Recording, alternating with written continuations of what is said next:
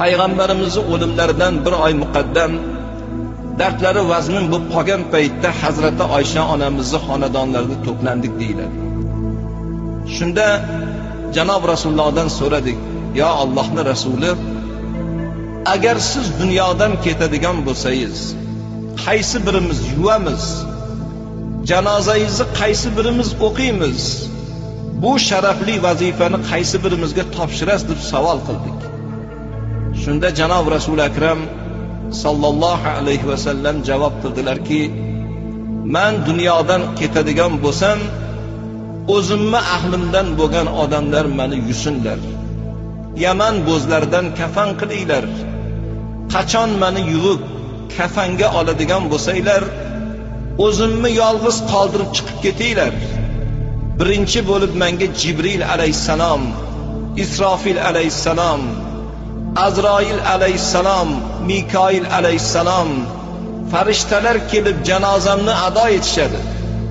Ulardan keyin janozani o'qish navbati sizlarga yetadi.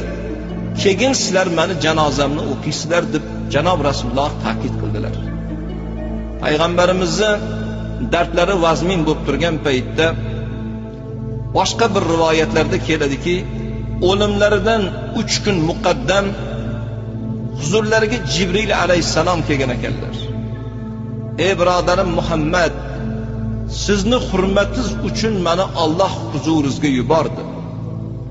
Alloh bilib turibdi, ko'rib turibdi. Lekin shundoq bo'lsa ham Habibimning huzuriga borgin. Muhammadning holidan boxabar bo'lgin" dedi. "Xolis qandoq?" dedilar. Janob Rasululloh: "Ey birodarim Jibril, men o'zim bilan o'zim ovora bo'lib qoldim. Holim juda ham vazmin bo'lib qoldi. Dard meni juda ham ezib qo'ydi" dedilar.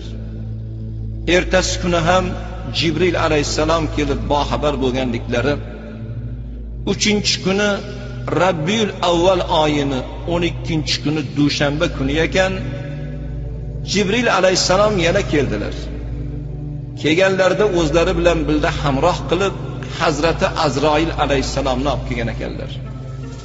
Payg'ambarimizning huzurlariga kirib: "Ey birodarim Muhammad, men sizni huzuringizga keldim. Bu gal o'zim kelganim yo'q. Yonimda Hazrati Azroil alayhissalomni olib keldim. Agar ijozat bersangiz, Hazrati Azroil alayhissalom joningizni bugun oladi. Bo'lmasam orqasiga qaytib ketadi." Shu paytgacha Hazrati Azroil alayhissalom